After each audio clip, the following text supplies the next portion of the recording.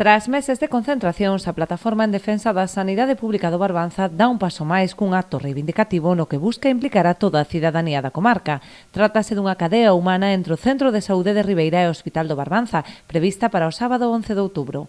A próxima movilización da plataforma que vai a ser unha cadea humana que queremos que una o Centro de Saúde de Ribeira co Hospital do Barbanza. Estes son 5 kilómetros, 5.000 metros, necesitamos 5.000 persoas.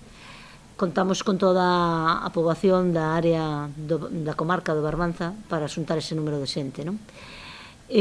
Facemos o acto simbólico de unir o Centro de Saúde de Ribeira, que é o que nos últimos meses ten unha situación máis complicada, máis deteriorada, e o Hospital Comarcal de referencia. Vai ser 11 de outubro, ás 4:30 da tarde, e animamos a xente que poda vir andando, que se una no que é no centro de Ribeira, e a xente que ten que coller coche, que se una no que é o hospital. A través desta proposta buscan chamar a atención sobre a precariedade tanto na atención primaria con centros de saúde como o de Ribeira baixo mínimos, así como nas listas de agarda para revisións. Seguimos con retrasos brutales, por exemplo, a miña doutora, que si tiño doutora, eu si tiño doutora, pero levo como un mes esperando unha cita, porque hai moitísimo retraso, porque ten que atender pacientes de outros médicos, entón non dá abasto.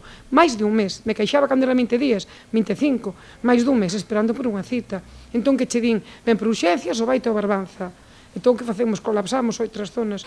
Falando da transparencia das listas de espera en canto a revisións, porque para o sistema, cando publican listas de espera, solo falan de primeiras consultas, co cual as revisións non aparecen en ningún lado e non contan. E a hora de xestionar,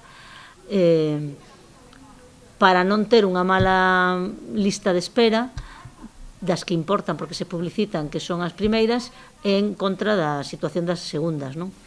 Os interesados en participar non precisan inscripción previa, basta con achegarse ata calquera punto deste percorrido de 5 kilómetros e sumarse a este acto simbólico en defensa da sanidade pública.